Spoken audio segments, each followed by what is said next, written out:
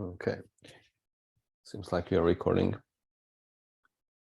Let me check one thing.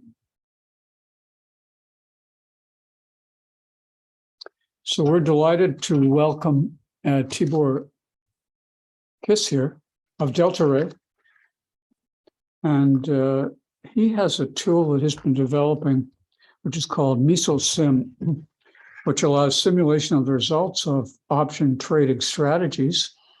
And he's got some interesting results on BoxCar. I think both Tibor and I would like to stress that this presentation is not in any way intended as a criticism of BoxCar. As a matter of fact, it's the other way around.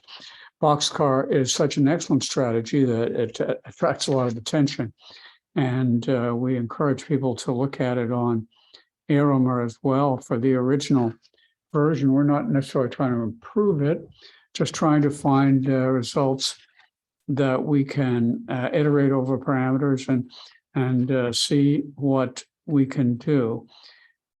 So with that, I will hand it over to Tibor. Go right ahead, please. Thank you so much, Dan, for having me. It's really a pleasure.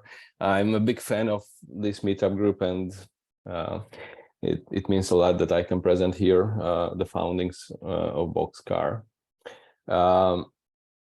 Just to give you a rough idea, I do have like 30 slides, and I would like to walk you through on the journey I had in the last couple of weeks around BoxCar. Well, before we jump into this, maybe a little bit disclaimer. This is not a financial advice, of course, educational purposes only. I'm not affiliated with Aeromir by any means. Unfortunately, I've never subscribed to the BoxCar trade alerts. This is an important piece. I will detail later on why this is important. And of course, you shouldn't believe any backtest result, including the ones presented in this presentation. You always must be cautious. Just stating Dimitri Milas, who has never seen a bad backtest before, that generally backtests are a little bit in the optimistic side. I will give you all the details of my optimization process, and potentially you will have a better idea, but I encourage everyone to validate, recreate, and rerun. Everything is out there, including in this presentation. Now, this is a weird slide, right? Why do we see a processor, Power 7 processor on the right-hand side? Reason for that is that I started my career at IBM Research, and I had the great opportunity to do performance-related work on the outline Power 7 processor. And during that performance work, we came up with a simulation methodology, what we recorded in a research report, which was called Mesoscale Performance Simulations of Multi-Core Processor System with Asynchronous Memory Access. What does this have to do with options trading, you might be asking? Well, the thing is, what I've learned during that time is leveraged in the option trading simulator I created. And obviously, I reused the name of MesoSim from that past work. Nevertheless, not just jump into the end result. Let me share that since 2012, I picked up trading as a hobby. Initially, did Pi algo trade, created a interactive brokers connection there, then jumped onto Quantopian Zipline and made it possible to run it locally. And finally, I became a Zipline refugee and converted into a Quant Connect user, which was great fun, but still neither of these three tools were kind of adequate for options trading. And I had a goal for 2022 that I wanted to learn more about options trading. I, during that time, joined Ron Bertino's Trading Dominion community, where I really learned a lot.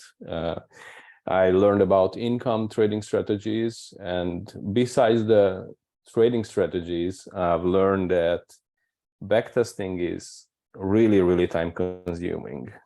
I was using during that time OptionNet Explorer, where I could only progress of backtesting strategies 1 year in 1 hour or so. And given that I'm a software engineer by trade, I thought that, okay, I should automate this. And that's how we ended up, or how I ended up creating MesoSim, which used pretty much the same methodology as the processor simulator.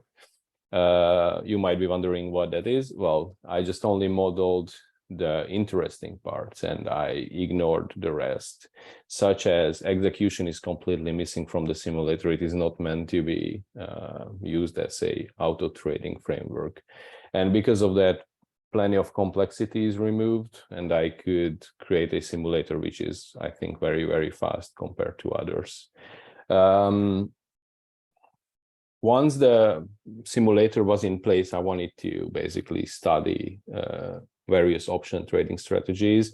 And in particular, I wanted to study the public domain ones. And I stumbled upon BoxCar, which was a very nice thing from Aeromir to be shared.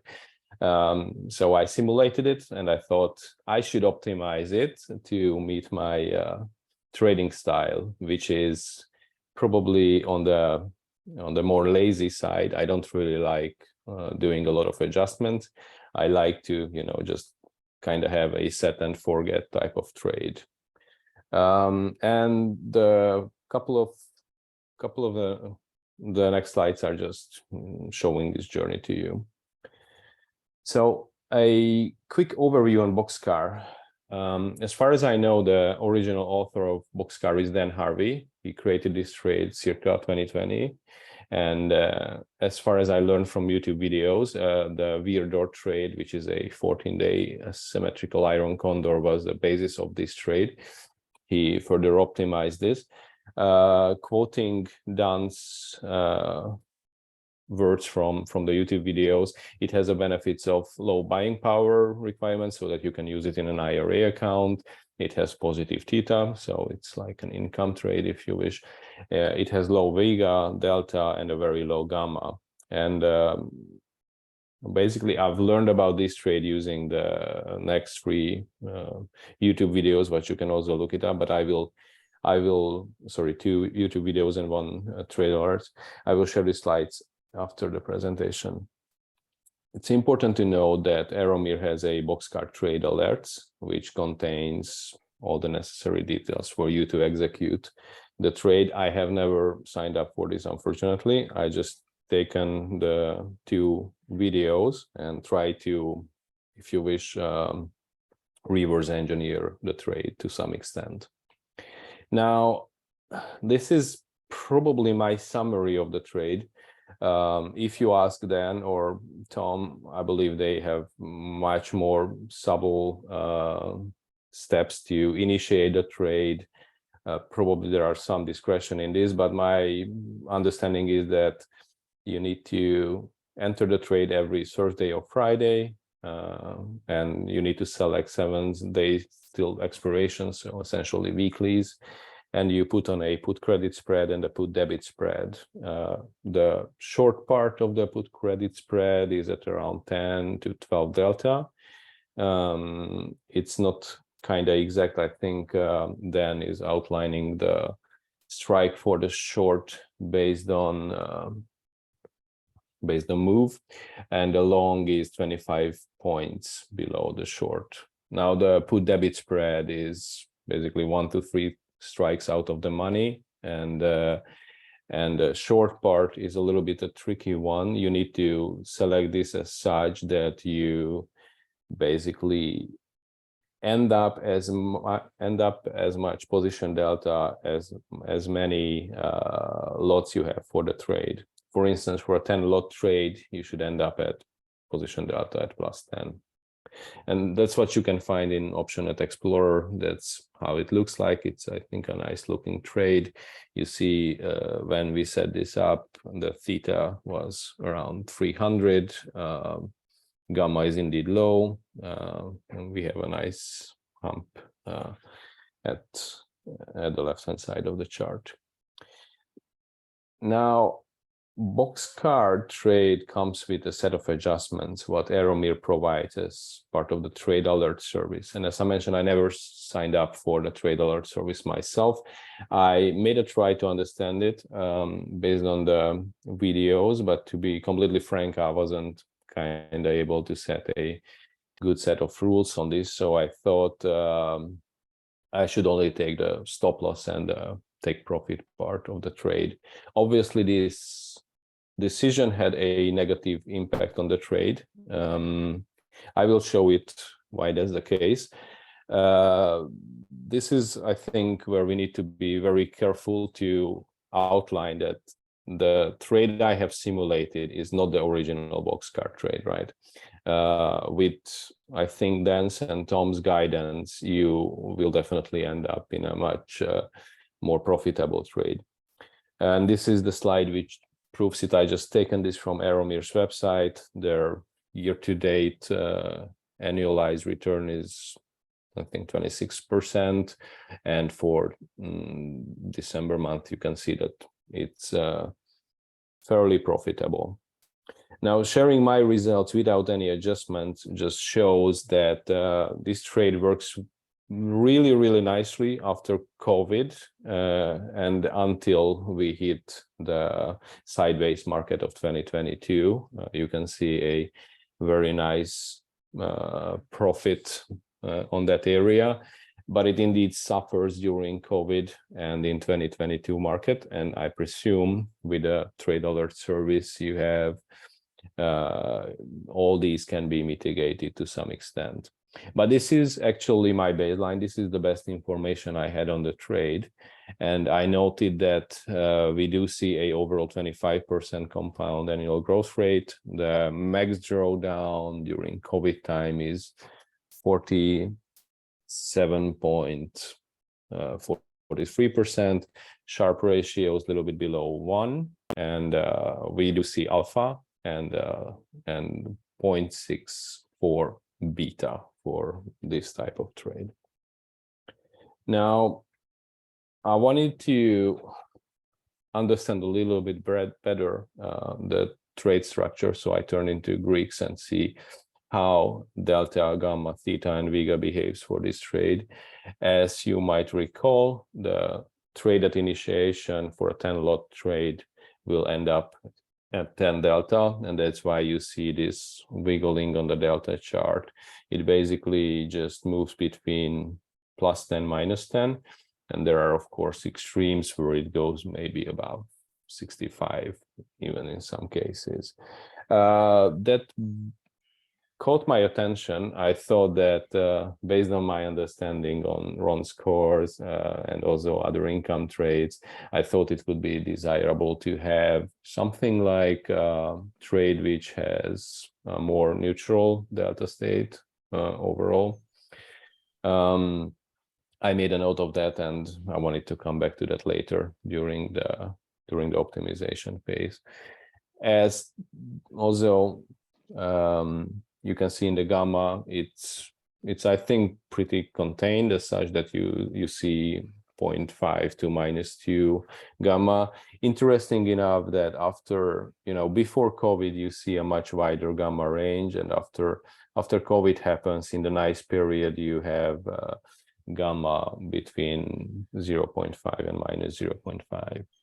And you can see, I think, pretty much the same effect with vega and theta.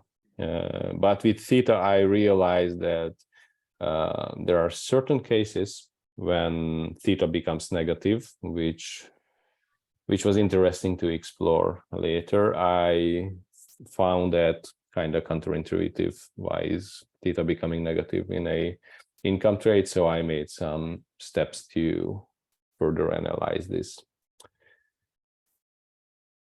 Alrighty. Based on this information, I basically created a plan how I could tackle this and have some sort of optimization around the trade. I thought that I could address some of the drawdown, especially COVID, by having a filter of IV rank.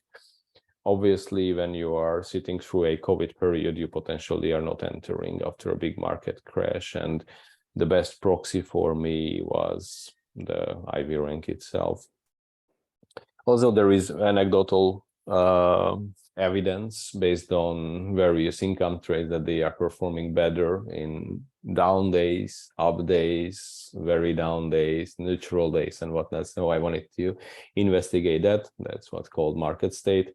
And obviously the Greeks at initiation and throughout the trade, what I just previously described regarding delta and theta was also in the cards. I wanted to explore that.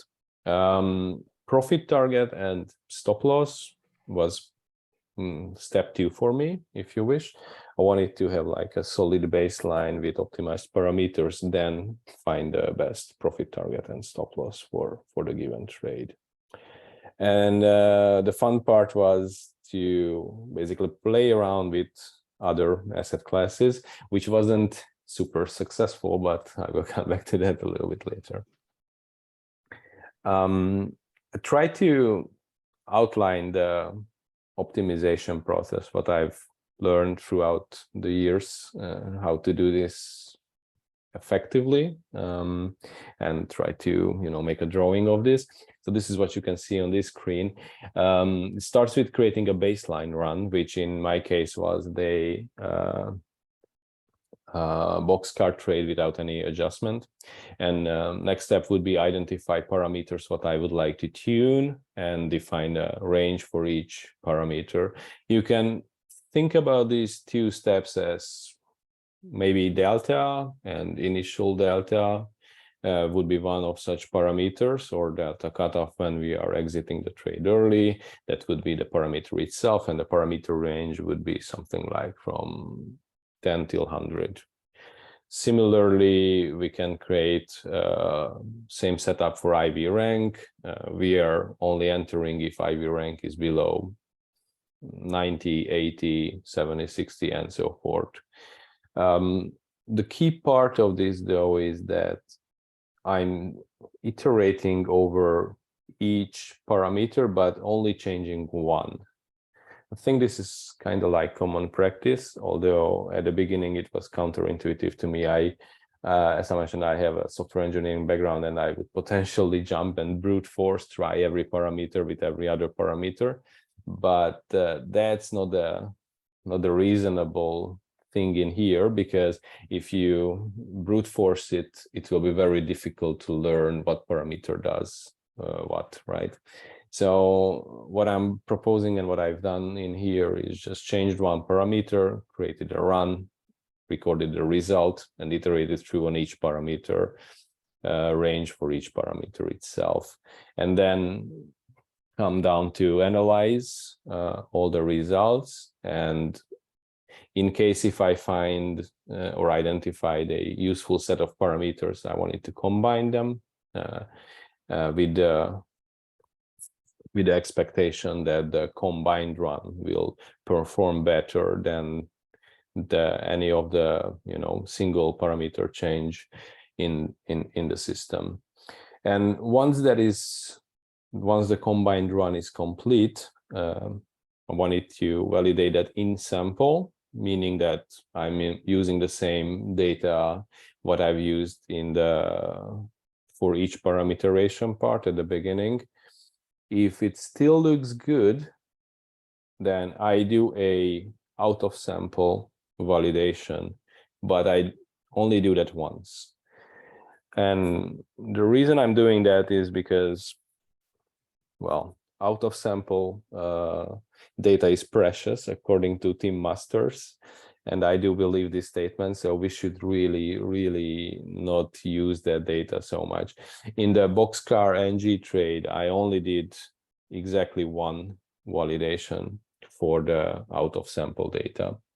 But in case if the in sample run wouldn't be sufficient for some reason, if you combine the runs, I would highly recommend that you go back to the drawing board, identify another set of parameters, and start the iteration together without wasting your precious out of sample data. And that's how I try to mitigate overfitting so that, you know, we don't use all the data, we are not optimizing, and we are potentially having a more meaningful result. It's also, I think, important to talk about expectation, what we can expect from an out of sample run. I have a single slide on that. We'll come back to that later. Okay, now the optimization process itself. I had very high hopes for IV rank, to be completely frank. I was hoping or assuming that the dropdowns can be reduced if I leverage a IV rank filter. Started with 95 IV rank 95 and went down till IV rank 10, and scale these parameters as such that I do not enter the trade when the underlying IV rank is higher than the threshold, as well as I exit early when the underlying IV rank is above the threshold. Obviously, the lower the threshold, the less trades what we are doing. As you can see in the original baseline, the trade count is 183, and as we progress down with the IV ranks to 10, we only have like 50 trades, which is not a whole lot, to be completely frank, for a almost 3-year period. But we do see a very nice pattern in here. You can see that alpha and beta and also Sharpie ratio improves as we are progressing until IV rank equals 60, which is, I think, a very good thing. It's meaningful to have like higher alpha, lower beta, and higher Sharp ratio.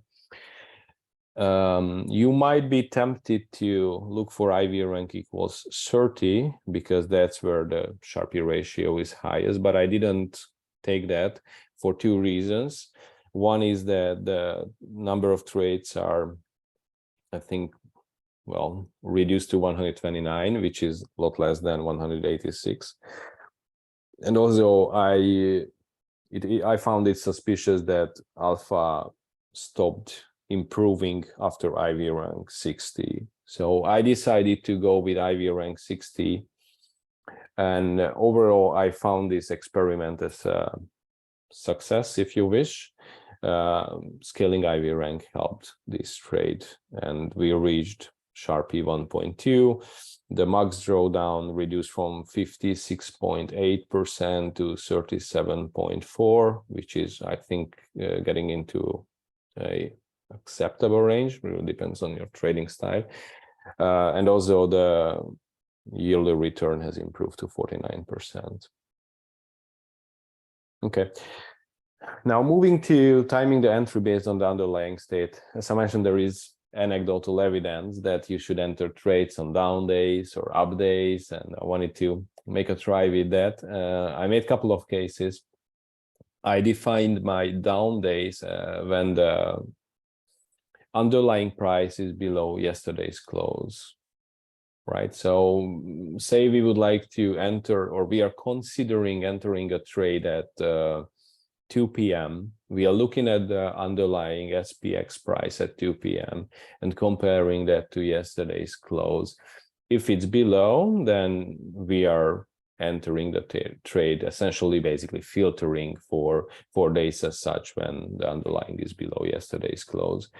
I even created a very down day scenario where we are not just filtering the current price to yesterday's close, but also today's open. So we have like a more monotonically decreasing price action here. Now, if you look at the results in here, down day, very down day, up day, very up day, I don't think they are very meaningful as such. They are filtering out a lot of trades, but you don't quite see a sweet spot. Sharpie is always lower than 1. Very down day is even in negative Sharpie. Max drawdown is below 100%. I was desperate enough to do 2 additional runs, not a down day or not a very down day, which is basically just inverting these 2 conditional statements, but they didn't help either. So I rejected using this kind of filter going forward. Now comes the big guy, delta, right? My assumption was that trade might perform better when we reach a delta neutral position. And we also keep that position. I had two approaches to this. One is that I prematurely exited the trade when it reached, 15, 20, 25, going down until 100 delta. That was the first approach I took. And the second one is I adjusted how the trade is initiated. So instead of having plus 10 delta for a 10 lot trade, I wanted to shoot for 0 delta at initiation. And you don't really see a meaningful improvement when I prematurely exited the trade using the max delta filters. You can see that Sharpie is not really improving, alpha is not really improving, but when I took the delta neutral start, I saw a meaningful improvement. Alpha moved from 0.34 to 0.44, and the biggest thing is that beta from 0.75 went down to 0.09, which is I think a very helpful thing. The return and the max drawdown is potentially in the same range. I really hope that if I combine this with another IV rank filter, we will see better improvements over time. Now the next one was theta out of the Greeks. I was under the impression that positive theta is a kind of good thing to have throughout the trade. Well, turned out to be not the case. I basically created filters when the trade is only entered when the theta was positive at the initiation. That was one experiment, if you wish. And the other experiment was exit early when we see a theta decay of 50, 33, or 25%. Similar to other cases, this has sort of failed. You don't really see a improved alpha. You don't really see a improved beta. You see a little higher Sharp ratio for theta filter decays 33%, but considering that neither alpha or beta improved, I rejected this idea and didn't take the theta filter into account when I took the next step. I basically combined the IV rank filter. So I entered when IV rank was below 60 and exited when IV rank went above 60. And the other part was the delta neutral start. And I've chosen the put debit spreads short leg to be selected dynamically as such that the overall delta at initiation reached 0. And as you can see, this helped quite a lot. We basically survived the COVID crash and performed much better without any adjustment for the 2022 case. It shall be noted that at this time, the take profit or the stop loss was not set. This is basically the trade in its purest form. And we observe a 36.06% of max drawdown happening in 2019. But the compounded average growth rate, 43%, is, I think, respectable. Beta is around 0, which is, I think, very good. Sharpie is improved to 1.06, and we do see alpha of 0.43 here. As I mentioned, the max drawdown is, I found it a little too large for this, but I still had some firepower by leveraging the take profit and stop limit. For stop limit, I turned into a the per trade P&L graph of the simulator, which is just showing how much can you gain per each trade and what is your biggest drawdown for the trade. As you can see from this chart, I think the trade performs fairly consistently, but there are cases when the P&L and especially the drawdown is just really huge. I draw a imaginary line at 2000 USD. This was not really scientific by any means. It's more like seemed nice, but I didn't want it to go with like a fixed amount. Like $2,000 of stop loss potentially works for 2019, 2021, and 2022, but over time this will obviously change. So I try to find a more dynamic way to set the stop loss, and I ended up multiplying the underlying price, SPX price, with 0.3, which is roughly around $2,000 for the given time range. And I didn't bother to set any take profit target, just stop loss, right? Now, applying the same methodology for the same in-sample data set, 2019 till 2022 mid-year, you can see that the large drawdown happening in 19 is disappeared. We do see a very nice Sharpe ratio of 155, alpha is 0.39, and the compound annual growth rate is 40%, which is, I would say, respectable. But this is in sample, so this is a little bit of optimistic result, right? We optimized using the same data set. We should expect better result. And obviously, stating the obvious here, the out of sample strategy performance will definitely be lower than the in sample strategy performance, right? We basically took the in sample data and made quite a good amount of runs, maybe 20-25 runs on that, and chosen the best parameters. But the out of sample is basically at this stage was not shown to the simulation, so we suspect that it will be worse than the in sample performance. It would be strange to see a better result than this. And I've chosen basically 2017 and 18 as the out of sample data set for this. The reason behind this is it's also, you know, includes a sideways market for 2018, and it includes a grinding up market for 2017. Even though the right-hand side of the chart looks a little bit scary, I want to point out that these are log returns, and you should always look for the scale. So the max drawdown here is just 17.66%. The compounded annual growth rate is 31%. Sharpe ratio is 1.32. Beta remained at around 0, and alpha decreased a little bit.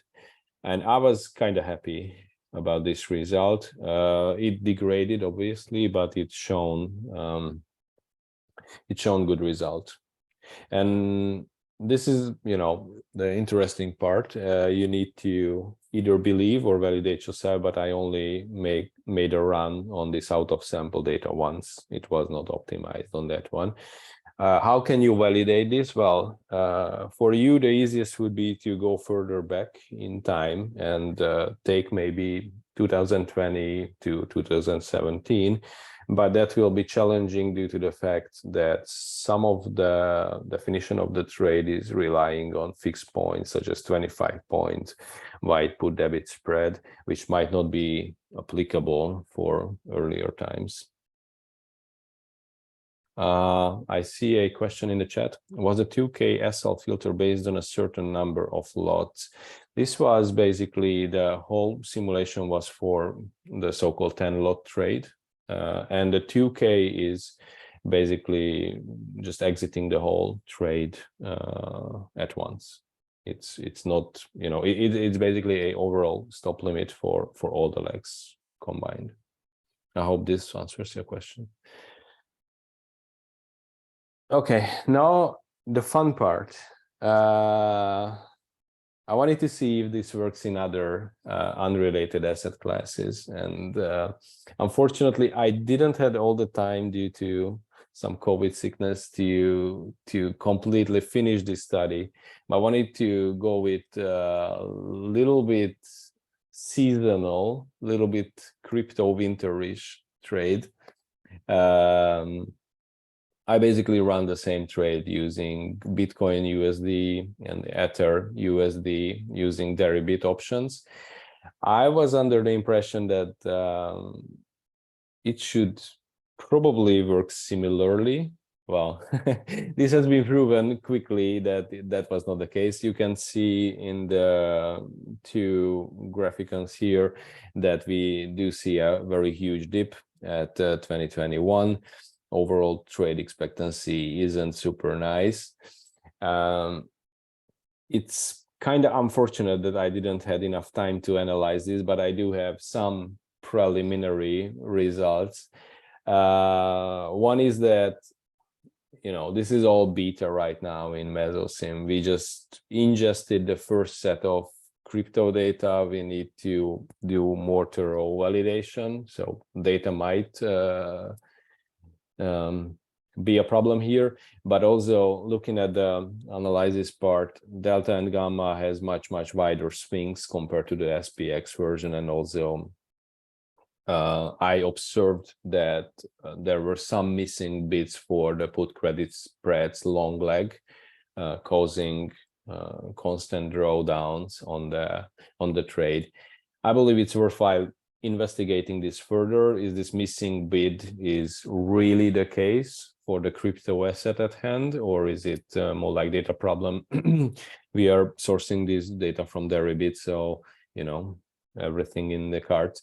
I also noted that we do have like a fixed leg distance, 25 points, which is not too useful here, but also not too wrong, considering that MesoSim is not stepping on the same strikes. So even though the put debit spread distance is set as 25 points, which is not too meaningful for Bitcoin or Ether, it will pick the next leg, which is kind of similar what you would have in a SPX contract, right? Especially maybe around 2019. Regardless of this is more like some fun work ahead of me. I definitely would like to spend more time understanding why this is not working as expected, and potentially give an update on this as soon as I have better understanding of the crypto part of the trade. But going back to the original one and comparing the trade at initiation, the original BoxCar, based on my understanding of the initiation rules versus the NG, you can see that the only difference is at the put debit spreads short leg, right? In case of the original one, it's set around 3,970-ish on the left-hand side, while on the right-hand side, it is set exactly at 3,900. And you can see on the screen that, you know, the left-hand side is for a 10-lot trade, the overall delta is at 10, whereas on the right-hand side at initiation, the delta is at around 0, 1.63. That's the best strike what we could come up with. So not a huge difference. Also, I think it's worthwhile noting that the original trade has no upside risk, right? You see that the right-hand side from Add the Money is all positive, whereas the BoxCar NG trade has some upside risk. But overall, based on the result, this shouldn't kind of matter too much. Also, what you can also see is the margin requirement is a little bit reduced, maybe 10% from 22,000 to 20,000, but overall looks kind of similar. theta is 10% lower for BoxCar NG at initiation. Okay, next steps. This is probably for me, like, as I mentioned, analyze crypto result in depth and try to understand why we don't see similar result. And once that is done, I definitely would like to make some adjustments to move away from the fixed leg distance for put credit spread, which is right now 25 points. I think the trade would be a little bit more future-proof if we would define this based on delta or any other metrics as such.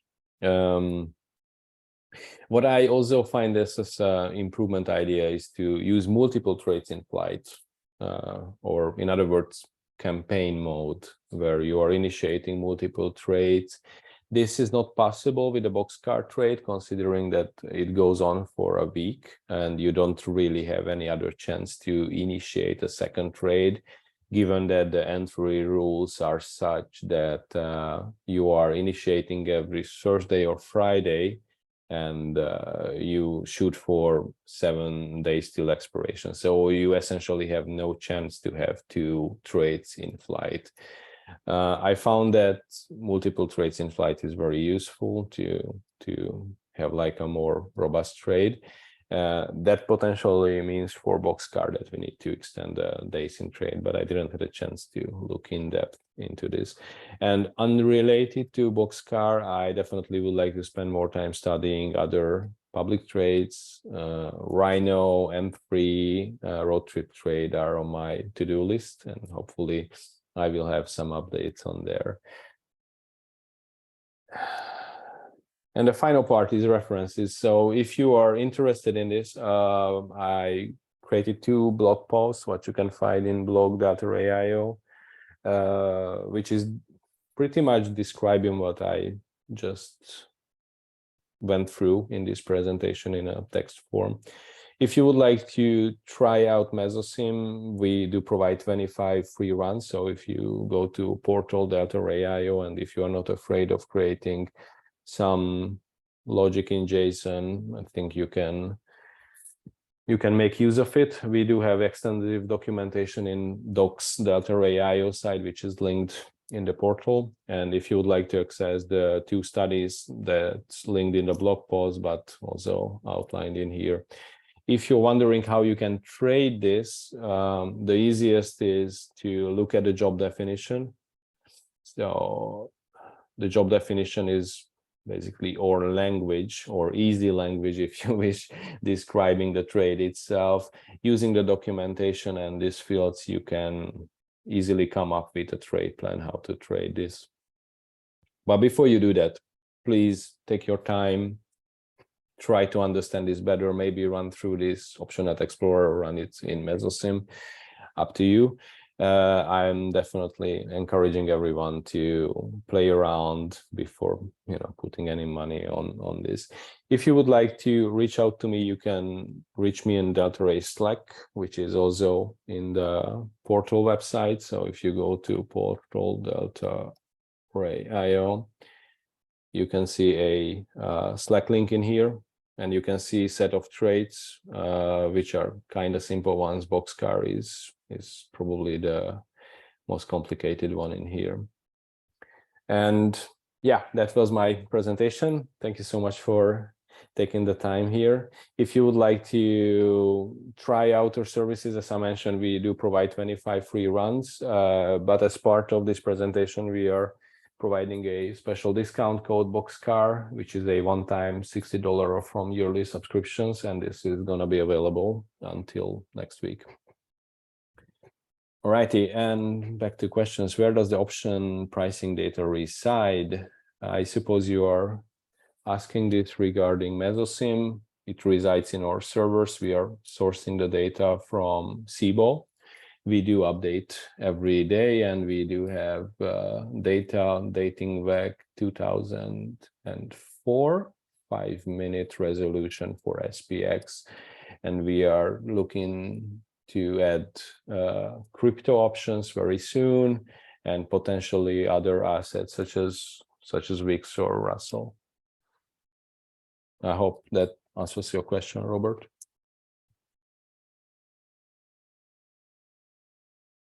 All right.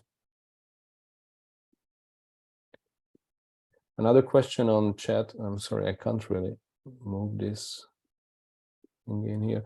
So have I looked at commodities in addition? I don't really have commodities data, but would be interesting to play around with that as well. Matter of fact is data is very pricey.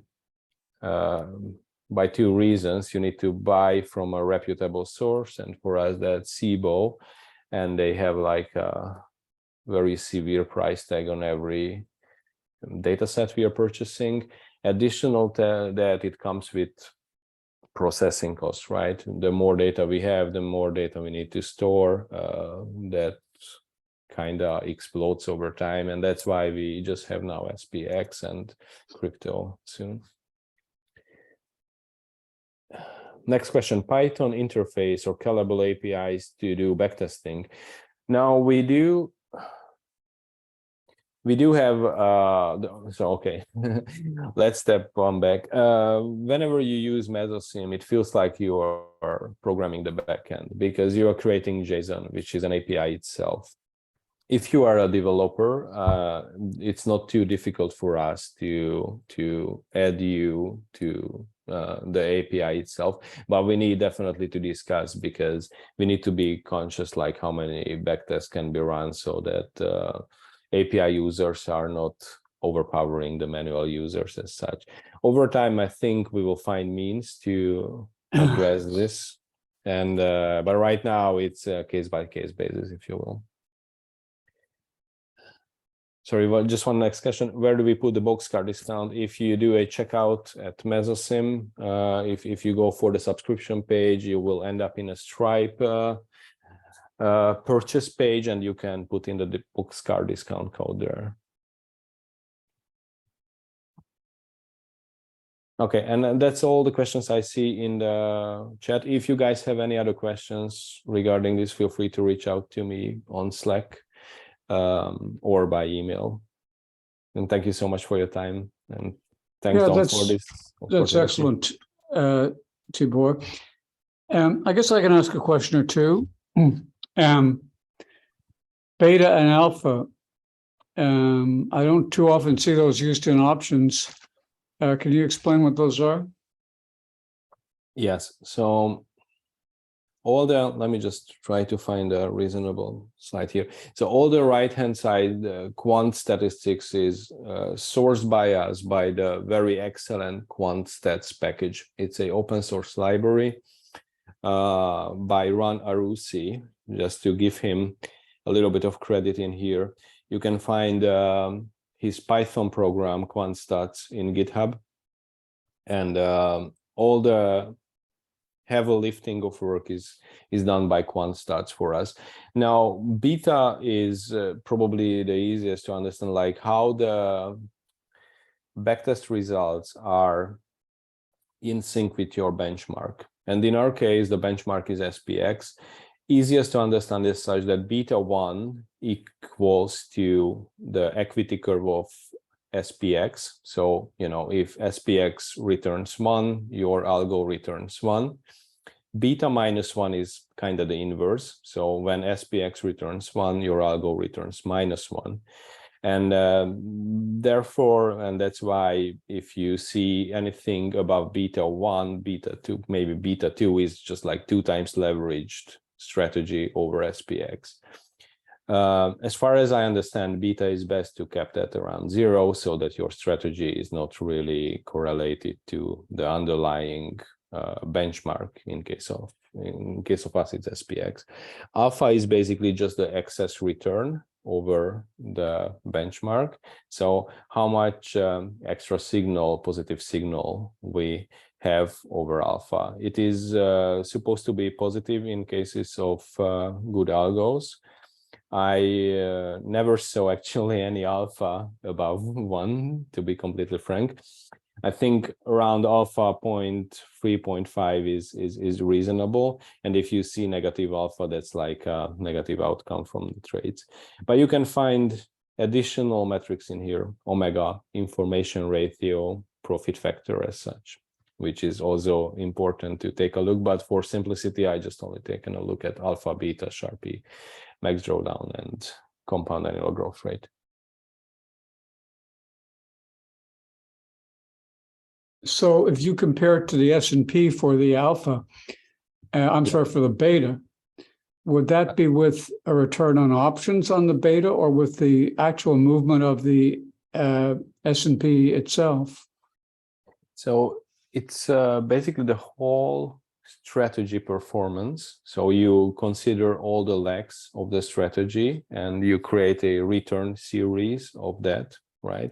So I think probably the easiest to see is like the green line versus the yellow, or sorry, the blue line versus the yellow line in here. That's what is being compared.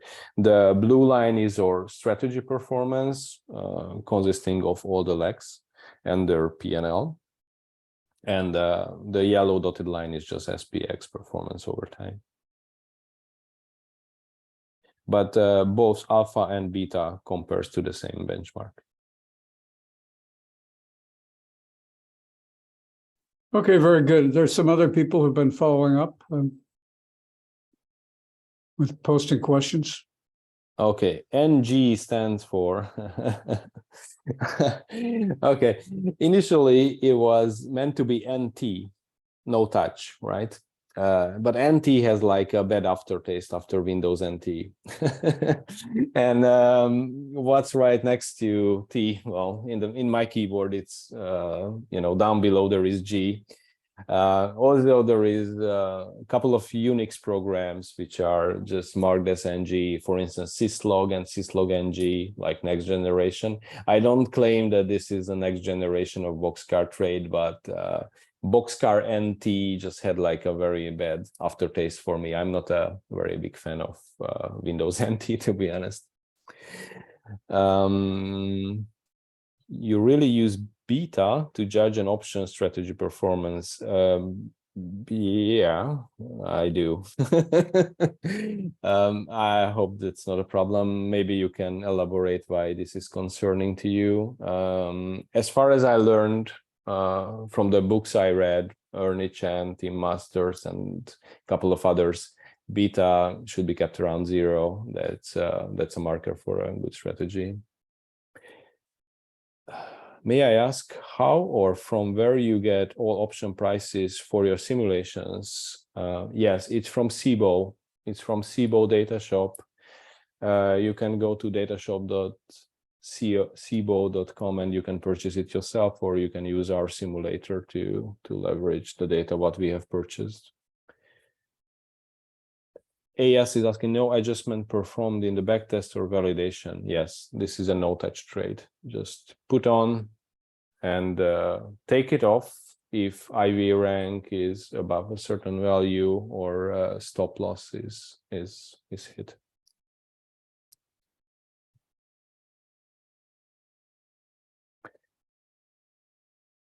Okay, if we get an MesoSim, what data is already included? SPX data, what we have right now. We are adding, as I mentioned, Bitcoin, Ethereum, Solana futures. That's potentially happening in the next couple of weeks. And you can basically just look what data we have available right now. If you go to the site service status, you will find that we are sourcing from SIBO. Resolution is 5 minutes. Currently we have SPX, and the historical data range is 2005. Well, in fact, it's 2004, but considering that we are spending 1 year on IV rank calculation, if you would like to use IV rank, it's 2005. If you don't care about IV rank, then it's 2004. Do we need option net explorer also? It's, I think, helpful to execute your trades in real. I do have option net explorer license myself, and that's how I trade. So I certainly consider MesoSim as like an extension to option net explorer as of now. thing is, we do have like 2 minutes left, and I definitely don't want to take up time from the other presentation, which is much more interesting for me, to be completely frank. Machine learning and momentum. So if you guys have any further questions, I would recommend to join our Slack and shoot the questions there, and I'm happy to answer tomorrow morning.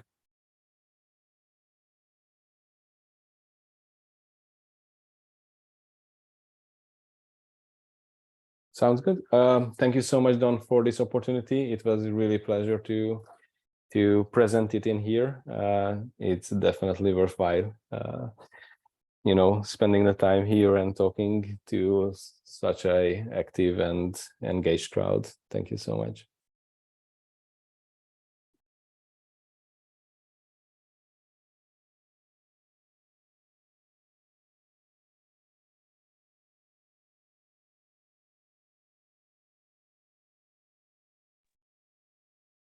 Very good. Any other questions?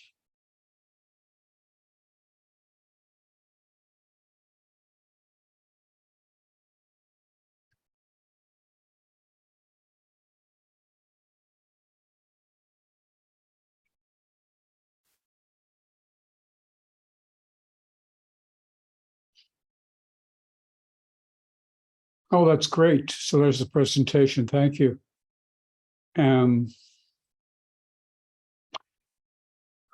Let's see. Well, we're going to go on. Well, let me